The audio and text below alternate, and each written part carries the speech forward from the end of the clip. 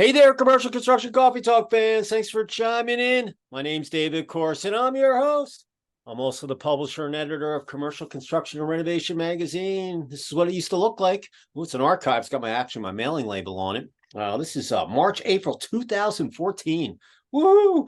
Got Wendell Long, GM, a Little River Casino Resort. Wendell, awesome skier. But it's always nice to hold him in my hand. We went digital in August of 2021, or actually May of 2020 is when we went digital, and haven't looked back since. And let's see what my picture. Ooh, I was looking to see what I was looking like. I got a little more hair in this picture, but this was down at our event, I think down in Tampa, when we had our summit down in at the Hyatt. We took everybody out fishing before they went back home and hit the airport to catch their flights. But it was an awesome time down there in Tampa, and great hospitality. But it feels like yesterday I was just doing that stuff, boom, here we are, 9 years later, coming up on 10. And wow.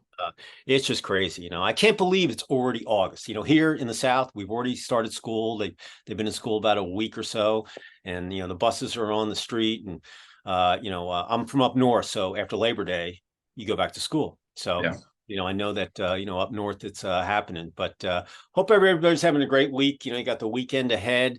It's kind of quiet. You got the guys on the baseball diamond. Playing b-ball on. In the summer heat, in the dog days of summer, and Braves we're hanging in there. We're in first place, killing it.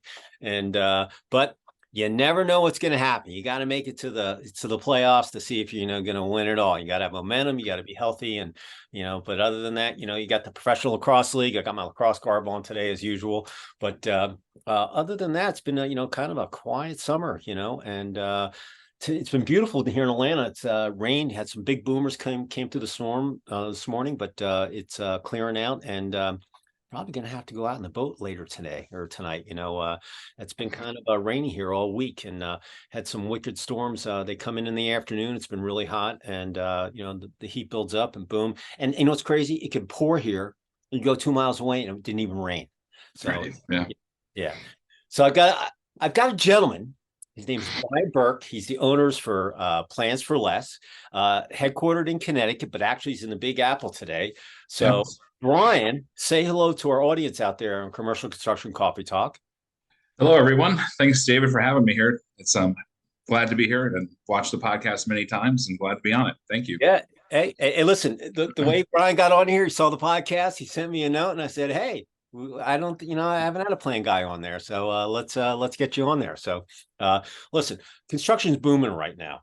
And any way that you can, make the process more smoother and efficient, budgets and, planning, especially in retail, if you're, everything is designed on the opening of a new store, and all the circulars are built and everything goes back. So plans and planning, all that is so crucial to getting the project done on time, on budget, and hopefully everything runs smoothly. And that's why I had Brian on here today to, talk about what his firm offers, people out there that are in the commercial construction sector, whether you're in retail, restaurant, hospitality, cannabis, craft brew, I could go down the list, federal, it's all the same. It's all building.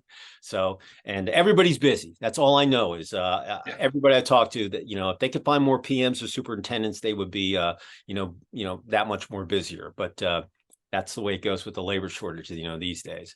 So, Brian, the way this would work is we do our interview in 3 parts. You'll tell us your story, where you grew up, brothers, sisters. I know you got a brother here, locally here in Sugar Hill and Swanee area. And then we'll talk about lessons learned from the last 3 years that our listeners out there in Commercial Construction Coffee Talk might find of interest. And then you'll leave one positive thought or phrase with our listeners and your contact info. And then we'll finish out. Perfect. So with that said, Brian, the floor is yours. Tell us your story. All right, David, thanks so much. Coming out of high school, didn't know what I was going to do.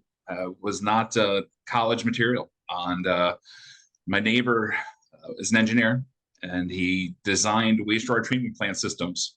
And he said, why don't you come intern at the engineering office for the summer? And I said, okay. So I went down to his office, and he had a blueprint machine in his office. And I ran it. I ran all the plans that we needed for the engineering firm. and made all the copies and the submittal booklets that he needed. And he said after the summer, you want to stay on? I said, yeah, I like it. I like the guys in the engineering firm, and 17 years old. And he said, well, let's open to the public. And he said, we're going to open to the public and you're going to run it. I'll teach you everything you need to know about running a business. And I worked for him for 8 years, and we grew to 6 full-time people. And literally by the time I was 25 years old, I had, 7, 8 years of experience in how to do marketing, how to do advertising, hiring people, securing equipment, interaction with clients, right? How to go out and get new clients, doing cold calls, man, he just pushed me right onto the world and said, he watched, and we measured every single year, like, what are we doing? How's it going? And he was hands off, which was really good. But when he needed to be involved, he got involved. And 8 years later, at 25, I thought I knew everything, and I went out on my own. And I had one company for about 8 years, and then I decided to go off in another direction. We had a local reprographics company, and we were doing great, but I wanted to start something different, and I started Plans4Less. I saw just a different direction I wanted to go, and I pivoted, and I decided that we were going to have a different business model. And the business model I looked at was 1-800-Flowers.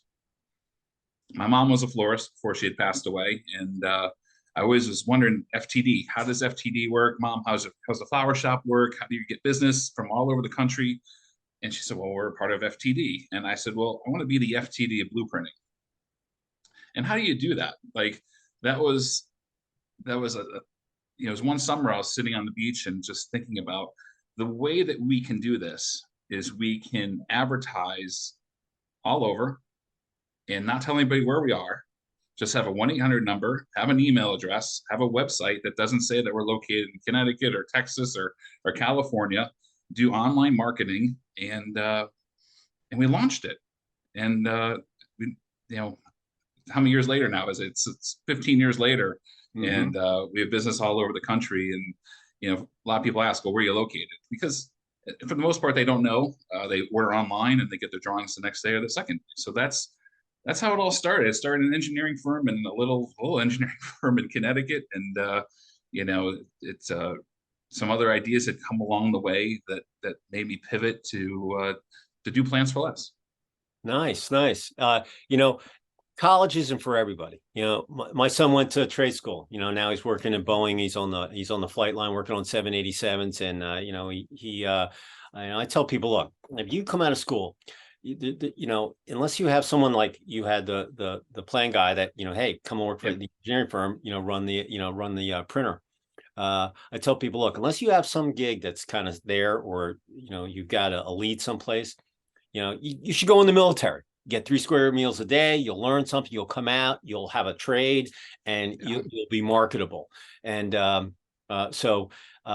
I went to 4-year school, so all the schools out there, I'm not pounding on you guys, okay? But college is not for everybody. And going out and learning, it is exciting that actually that firm, the engineering firm, said, hey, come on with us. So that timing in business is everything. And and look where you are now. And being on the web, listen, I haven't looked back after. I was scared to death after being a publisher and print and face-to-face events forever, that with the shutdown, and I had pivot. I use that word. I'm so tired of it. But the bottom line is we pivoted too. And we had a digital magazine forever. I was lucky I had it. Even though I ignored it for all those years, I was lucky I had it, because I didn't know all those pages of content. But now I don't miss the post office. I don't miss the printer. I don't miss I don't miss any of that stuff. I haven't looked back, and we got millions of people a month that hit our site looking for content and all sorts of stuff. And being on the web, there's 8 billion people on the planet. And you don't need to know where you could be located anywhere. The minute you're on the web, believe it or not, like if you were, I'm in Sugar Hill, a little dinky little town north of Atlanta. Here I am, a little publisher, but people all over the world send me stuff. When I go to bed at night, I try to keep trying to get my emails cleaned out and so forth. But by the time I wake up, I have people from the other side of the world that have sent me stuff, or they'll start doing it when I'm getting off at night, and when I'm done and I'm looking and I'm like, they'll start trickling in from, Asia, Australia, wherever it might be. And they're sending me content, and it's crazy, but the minute you're on the web, you're a global company. It doesn't matter where you're located. And that's the magic of the web. So let's talk about, 3 years ago, three and a half years ago or so, everybody's booming. Construction was cranking, cranes I don't care what city you're in, there were cranes all over the place. And all of a sudden, boom, everything, comes to a standstill. Talk about how you, as a digital company as well, how you weathered the storm and helped your clients, get stuff done. Obviously being on digitally, but, a lot of these companies are in different municipalities and states, and everybody had different regulations, how you help them weather the storm as well, to get their projects done, with what you offer there at Plans4Less. Yeah, that was an interesting time, especially being in the Northeast. New York shut down, Connecticut shut down. A lot of our clients shut down. They weren't doing any work. We have a lot of work at hospitals and universities. And for all the reasons, there was no building going on. And, we didn't know how long this was going to last and what it was going to mean for us as a company. And I thought, geez, this is it's a bit of a scary time. It reminded me of 2008, right? And we weathered 2008, and we learned a lot in 2008. So I think we were ready for it. Another kind of blip on the radar there, but there was still so many unanswered questions about it. And we just decided as a group, I kept everybody on staff. We didn't let anybody go. We kept everybody employed. We stayed open, and luckily we have work all across the country, because other areas of the country weren't doing the same as New England and the Northeast, and shutting down. There was building still going on in other parts of the country. So to have a client base outside of the area certainly helped us out. But the one thing that we did do, David, is we spent some time stopping what we're doing, really looking at what we're doing, and we came up with 2 new concepts that now have proven to be so successful for us and our clients. We decided to look at the Prime model from Amazon, and we rolled out Plans4Less Prime right in the middle of that. And we literally contacted all of our clients and said, for $95, we're going to give you free ground shipping for a year. And we had hundreds of clients sign up for a Prime, and we're now on our 3rd or 4th re-signing of clients that keep buying Prime every year, the annual membership, and they keep subscribing to it. And it really helped out because people were working from home all of a sudden. They weren't in the office. So the construction companies were saying, well, we want our project managers to work on these projects, and we're going to ship the drawings to their house. So we were doing a ton of that, and we still are. And so Prime was very successful for us. It's a great case study. We've watched clients utilize us more because they're taking the shipping cost out of it. We've already fixed the rate for their price for their plans, right? It's full-size plans are locked in at $1.50 per page, half size, depending whether you want color or black and white and what size the half size are, it's various rates.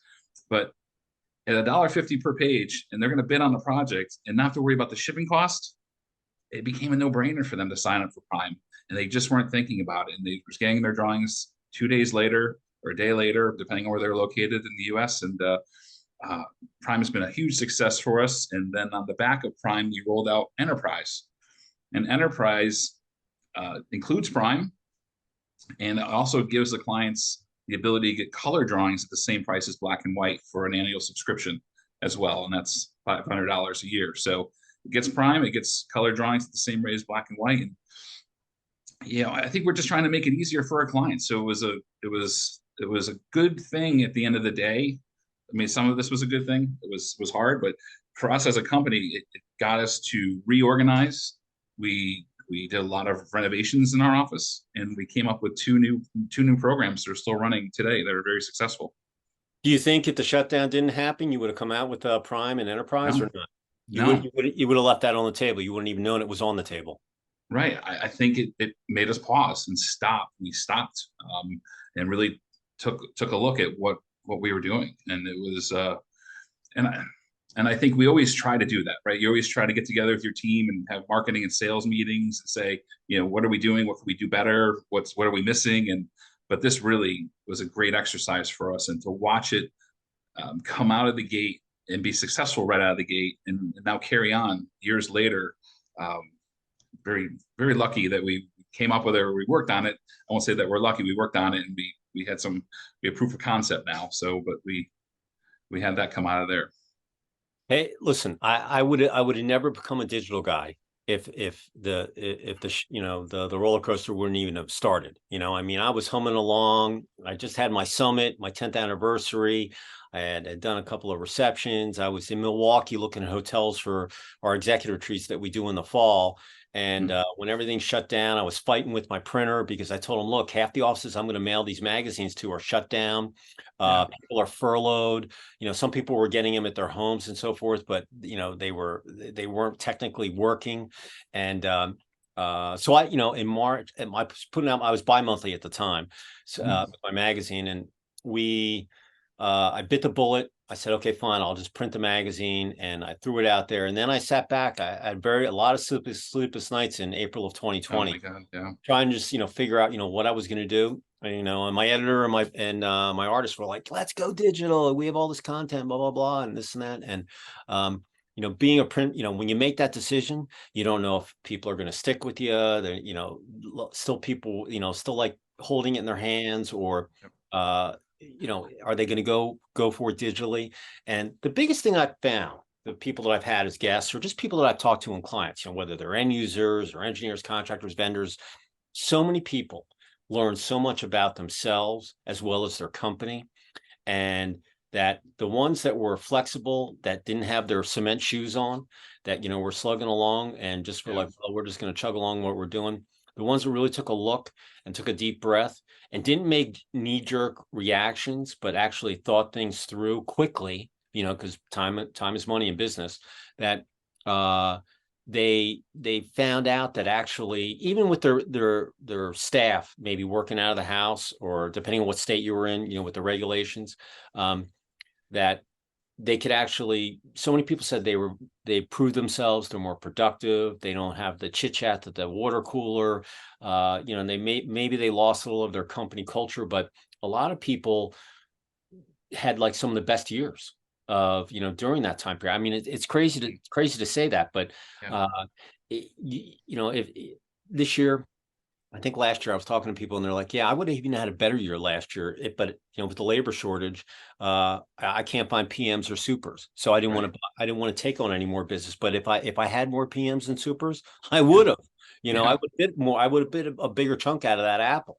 And you're right. Listen, depending on where you were, really determined, how busy you were going to be, unless your business was made essential, like a healthcare facility. Can't build that thing in a year. It's going to take you 3 or 4 years to build a hospital campus. So it really depended on where you were. And, if you were like up in the north, like if you were working on a federal highway project, like Connecticut, I'm sure they still have orange barrels on I-95. Am I right? Because every time I go between New York and Boston, they're doing construction, in Connecticut, on the highway. So, but if you were doing a highway project, you probably, it's open, you don't have to worry about social distancing and 6 feet and all that stuff. Where they got the number, I have no idea. But the bottom line is that you probably were able to do it. Now, if you were doing like a bathroom retrofit or whatever, where you were close in, depending on what state you were in, you probably, you might not have gotten it. Here in Georgia, we were open, so you probably would have gotten it done, but you still had to put the protocols in place. You want your people to be safe. No one even knew if any of that stuff even worked. But to be honest with you, I'm glad all that stuff got put in there. I mean, the last thing, the most important thing to me, my family's been in construction since 1888. In outside of Philadelphia. We're in demolition. My cousins are running the company right now. And I did my time at 16, got my license. Everybody had to go in the scrapyard, and I shoveled asbestos, I laid railroad. I did everything. So that was the glory of being a grandson in a construction company. Hey, you're 16, you're getting your butt up. You got to be at Uncle Frank's the PM, at the scrapyard. And he was a mean son of a gun. But I'm glad he was, because he was tough. I wanted to get everything done because I didn't want to deal with Uncle Frank, But the bottom line is that, in essence, that whole gig over the last 3.5 years probably made so many more companies efficient. They they found their bread and butter and improved it, and they came out with new products and stuff, just like you did. And that you probably, wouldn't even known if that was in there. Like I became a digital guy. I thought I knew a lot about digital. Over the last year, I've taken 3 boot camps. I've learned about ChatGPT before it even became, what it is today with AI. I've learned so much about digital that, I'm glad I made the pivot. I didn't even know I was going to take these classes, 3 years ago. Right. Now I'm starting to implement the stuff, on our website, and I'm gonna, kind of roll it out to some of my clients and say, hey, if you don't, I know you have a marketing guy and I know you have this and that, but you really should look at this because, everybody's on the web. They're not getting off it. People say, oh, the pendulum goes back and forth. Oh my God, everything's going to be on the web down the road. I say it. And, but still people have to go out. They got to get stuff done on the construction sites. And listen, getting your plans. I just got my plans. I'm sorry to say I didn't do it at Reaper Grad. I did mine at Office Depot. That's where I went and got my, for our empty nest house. I needed one for the HOA and one for the architect, that was on, to approve my plan. So I forget what they were right in there, $1.50 a page. We did them in, black and white. We didn't need color. Sure. The architect did the CADs in color, in 3D and all that. Yeah. But so it's but you can't get anything done without plans. I mean, I was driving down the highway the other day, and I'm watching this these townhomes get put in. They're putting a new subdivision across the street, and there was a guy up on the roof, and he was looking at plans. He's tied on, he's got his tether on, and I'm sitting at the light, and I'm looking up at him, and he's looking at his plans up on the roof. Now, it's really sunny out, so looking on a tablet or whatever, it's very tough. So he had his plans up there, looking, where does his truss go or whatever he was doing up there. But anyway, he was looking at his plans. I just thought it was really interesting, see a guy up there, he's looking at his plans, he's tethered, and you can't get anything done without it, and you can't. We were told, 15 years ago that we're going out of business as soon as FTP sites came out, right? And we're printing more now than ever before. It's just different. It's I'm not printing the same number of sets for each client. We're printing, a few sets for each client now, but we have so many more clients now with our fixed rate pricing and our integrations with some construction company software technology, which I'd love to talk about. We really have taken off with our business, being partners with some big construction tech companies. And but everybody needs plans, and we're printing more than ever. And I don't think it's going anywhere. It's a good complement to the digital side. I mean, you can still have your digital, your email and your PDF files on your iPad, and you're looking at the iPad and your computer screen and your laptop, but it's nothing like having a roll of drawings to roll around a job site with and mark up. Listen, as a publisher in our magazine, we have a report every month, whether it's on flooring, like this month it's flooring. So even though I do digital, we have the form up online, because I used to, fax the form, or I would email the form in a Word doc, and people would fill it out in hieroglyphics, and I have chicken scratches handwriting, so I can't even read my own handwriting. You should see some of the handwriting that I get. I'm like, is that an 8 or an O, or is that a 6? So, and then you'll have a typo in the magazine. I'm like, well, I had to figure out. You never came back to my email. I was trying to confirm stuff, but now we do it online. But still, when I proof, I put my readers on, I print the section out, and I just look at the Excel file, but I'm looking at a print document, a printed piece of paper. Now I recycle them, but if it's only on one side, I flip it over and I stick it in there, because but I hate wasting paper. I'm green. I hate, I'm a green guy, but the bottom line is I still use paper, even though I'm digital. I'm still using paper, to get things done, to make sure. And it's just so much easier to proof with a piece of paper than it is to do it on, online. So there's still that print aspect to me. And just like we lay out the magazine, I still lay the magazine out like I'm going to print it, because there's people that I might feature on the cover that might want to get, 20 copies. So we have a print on demand service. We found a digital printer that, before I went 100% digital, I used to print about 150 copies for advertisers, people that were featured on the cover. And I wanted a couple of copies on my, for my archives, but the magazine had never looked nicer. I put it on heavier paper. The magazine looked like $1 million on off digital printer versus a web press. And, but that's really the only thing that I miss is, holding it in my hand. Now I've been, it's been, good. I think I think August of 2021 was when I went 100% digital. My media kit was coming up for the following year, and I'm like, let's just do it now. I'm done with it. And, but still we lay it out like we're going to print it. because if someone does have it, we have this print demand. And I didn't even think about print demand. That's what happened. I wasn't going to do print on demand. I was just going to, print it, and I'd send people copies in the printer and all that. And, but it's a blessing in disguise. I never judge a book by its cover. I'm always going to look at the glass half full, not half empty. And, the whole last 3 years, two things. I learned a lot about my business, like many of, just like yourself, you came out with new things. And, I found that there's more to life than just work. And that, yeah. And I think a lot of people out there have figured that out as well, that there's, life is short. As you get older, days go quicker. You don't get as much sleep, and they're just, like I said, I can't believe it's already August, now. It was just January 1st and we're ringing in the new year. Now we're coming into the fall, and boom, it'll be Christmas, and, they're just flying by. I just turned 60 this year, and it feels like I was in prep school in New Jersey, in 1980s or whatever. It's just amazing how quickly, time flies. But the whole digital thing and keeping people happy, and that story with the two products. Tell us about the other gig that you had going on that you want to talk about with the. Yeah, David, we were thinking about the business and how to grow the business, and one of the things that I was thinking about when I was on vacation was that, like, how are we going to scale this business?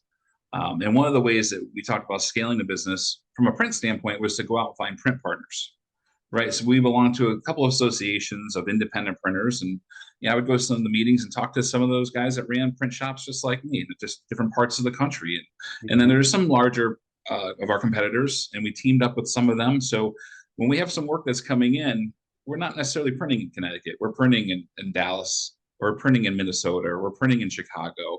Therefore, that the clients are located in different areas, they're still getting the same turnaround time through our print partners. So we became the marketing and PR for our print partners, right? So they were getting business through us, through Plans4Less, and we would sub it to them. They would print it. They would make it look like it came from Plans4Less. They'd wrap it up with our wrapping and send it to our clients. So we figured out that part. We figured out the distribution part. But the other part was, how do we can't go out and visit every single construction company in the US, but we can reach out to the companies that software companies that they use every day to bid on projects and to build projects. And we spent some time reaching out to a bunch of software firms, pitching our idea that we're going to fixed rate pricing. We have our distribution model. It's already set up. So we have the pricing, we have the process, we have the model. And we ended up talking to a gentleman called James Benham. And at the time, James Benham was running SmartBid. And I know James. Yeah. And I pitched it to him. And I had caught him on a Tuesday night, I think, and he was watching his daughters. And he said, "Do you know who you're talking to?" And I said, "No, I just called the 1-800 number." He's like, "Well, I'm just, I saw Connecticut come up on my phone, and we have a new client in Connecticut. So I thought there was a customer calling." So he picked up the line. We talked for about 20 minutes. And he said, "Call me in the morning, pitch this idea to me." And I pitched it to him. And within 6 months, we have a button in SmartBid. It's still there today. And it says, if you want to order hard copy plans, you click on our logo, Plans4Less. And any SmartBid user can utilize Plans4Less right through SmartBid. They don't have to upload files. The files are already there. They're deciding on the bid on the project. They just click the link. It uploads the files that they want to order. We get the order confirmation. We call them up, talk to them about when do they want them, give them the price, and we do the transaction. And to meet people like James Benham and Josh Bone and Rob McKinney back some years ago with the Contact Trio, I was very fortunate to not only meet them, become friends with all of those guys. And then that rolled into us getting into a relationship with guys over at Procore.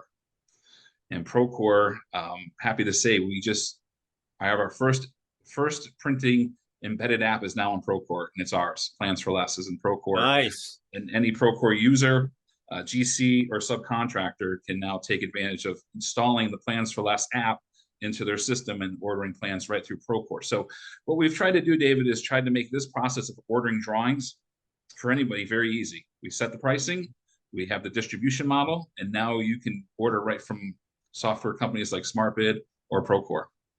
Yeah, we had James speak at our summit.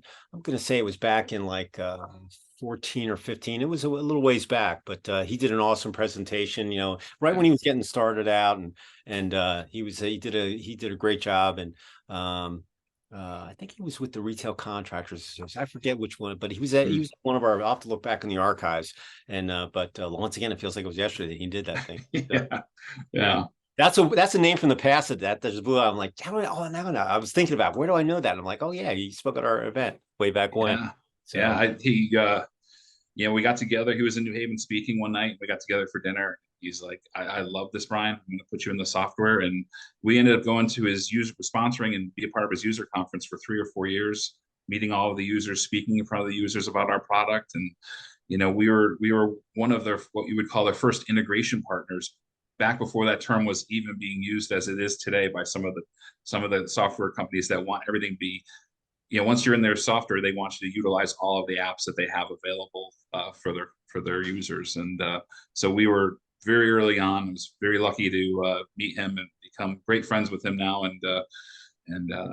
But he gave us a chance, and that's kind of how it rolled into doing these integrations with other software companies. And we're always looking for new ones. Do you know how many times I'll see a number and I think it's someone else, and I'll pick it up, and it won't be who I thought it was, but I'll have a discussion, and and an alert, hey, we should do a Zoom call or whatever. And it's amazing. Your phone, hey, everybody out there, this is your best tool ever. I'm not saying because I'm a digital guy. I'm just telling you from experience that you don't have a cell phone, a personal cell phone in your phone for your clients or their Gmail or whatever. You got to put that stuff in. If you don't have a digital business card, you're crazy, because you can have so much on there. You can email it, they can tag it, they can create it with a push of a button. And it's the most amazing thing, your phone. This can connect you to the 8 billion people that are on the planet. And, don't take it for granted. You should learn how to use it as a tool, because people just like Brian said, hey, he made a call, he just make a call, and there's the owner he picked up, by accident, and then it led to something else, and look where where it led to today. So you never know. Never. But the phone is your best tool ever. And every day, I probably make 10 calls a day. I pick the people that I want to have conversations with. And I normally won't do. I just like having a phone call with them. I do plenty of Zoom and all, on these, Teams and all this stuff. But having a phone call with someone is amazing, because I shoot way too many emails during the day. And, Zoom is great, but, just having a pleasurable phone call while a guy's driving or whatever, you can kill 2 birds with 1 stone. And it's an amazing thing. So excellent story. I really appreciate you sharing that. And you brought it back in the past. So if someone wanted to, reach out to you, as far as, to talk about, what your services are, how would someone reach out to you, with our audience out there with the Commercial Construction Coffee Talk? Yeah, you can go to our website and go to our contact us page, or you can reach out to me at brian@plans4less.com. Email me. Can call the 1-800 number on our site. It's right to my phone. So you can find me on LinkedIn as well. So we're very, we're all over the place on LinkedIn and Instagram and Twitter. So you can search for us, and you'll find us pretty easy. Hey, if anybody wants to reach me, I'm at davidc@ccr-mag.com. Listen, Brian reached out to me, saw the podcast, he reached out to me, boom, here he is. So, if you've got, listen, send me, we post stuff all day long. We're a destination site. We had another couple million people hit our site last month, looking for content. And we print out also, it could be a charity golf tournament, it could be a company anniversary, it could be a new product launch, could be, new personnel that you're doing. Don't send me everything, because one of the things that happened before the roller coaster happened back in 2020, we just used to post construction stuff.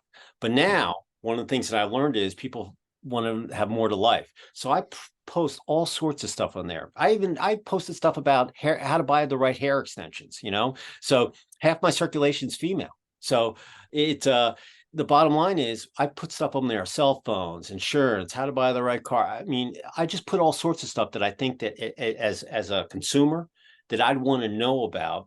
Other than just, believe me, we're still dominated by construction facilities, that kind of stuff. But the bottom line is, don't just send it to me. and I actually will come back to you. It might take me a little bit, but we answer all our emails, and if we post it, we send you the link.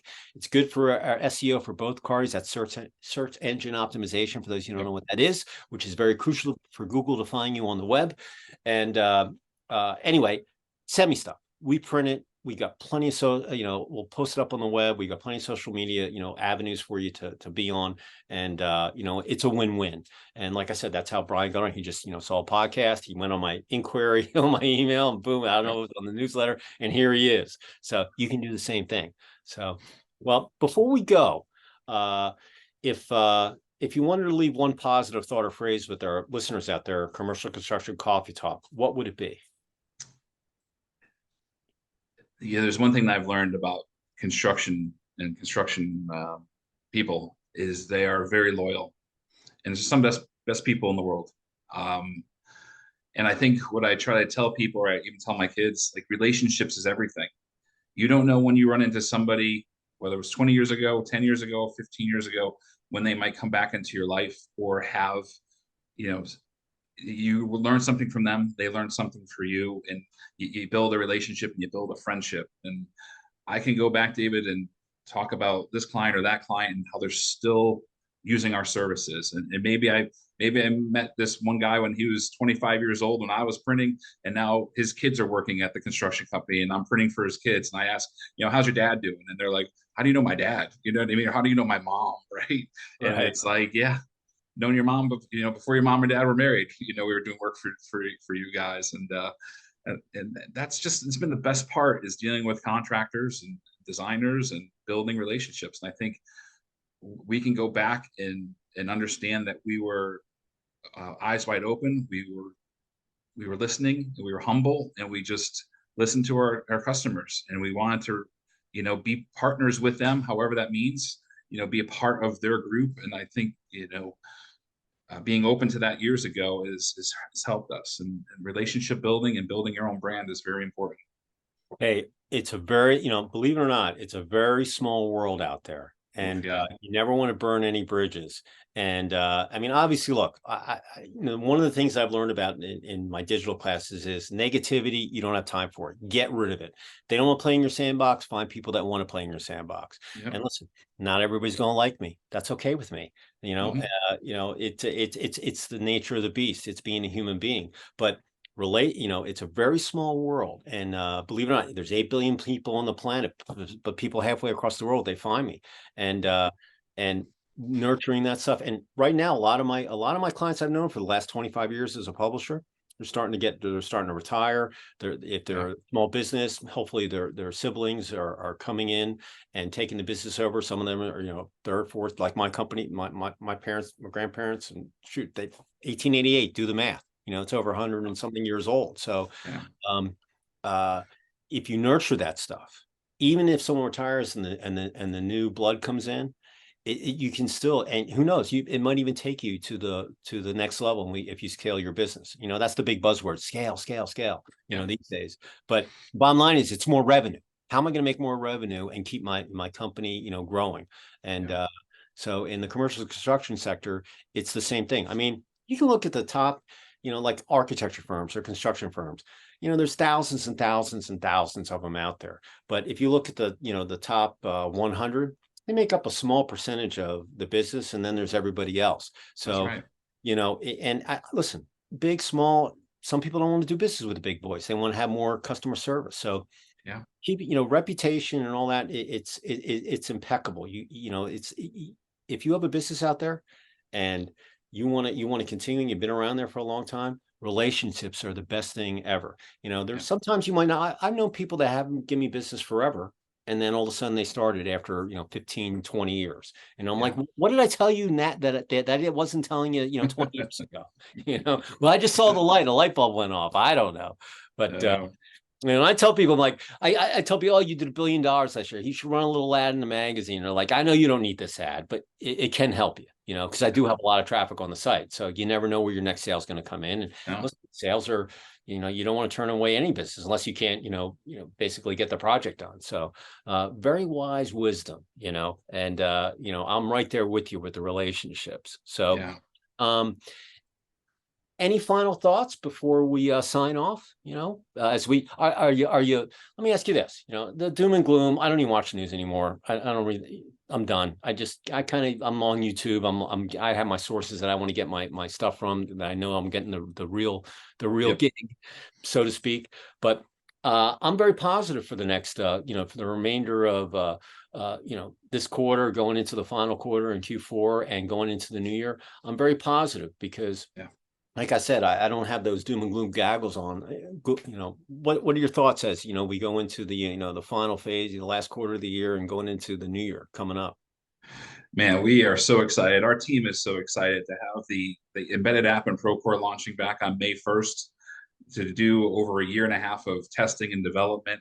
And, so we really haven't launched it yet, because it's summertime, news is, people are away. So we're ready to start sending out some information, after Labor Day, when everybody's back. I know the South's back a little bit earlier than the North, but we're going to target, just after Labor Day to make the announcement, the press release about the embedded app. So we still have a lot of passion about the business. It's been exciting to have watched it transform the way it's transformed for the 30 years I've been in it. So, now we have this exciting product to be working on right now. So we're all fired up. We're really happy. And every time we have a new user come on board, or a new Prime user, or a new company using us, and I'd love to call them and find out how they hear about us. You know what I mean? And we'll have clients that come on after hearing this podcast, and it'll be exciting because we just love building business, and it's exciting for our team.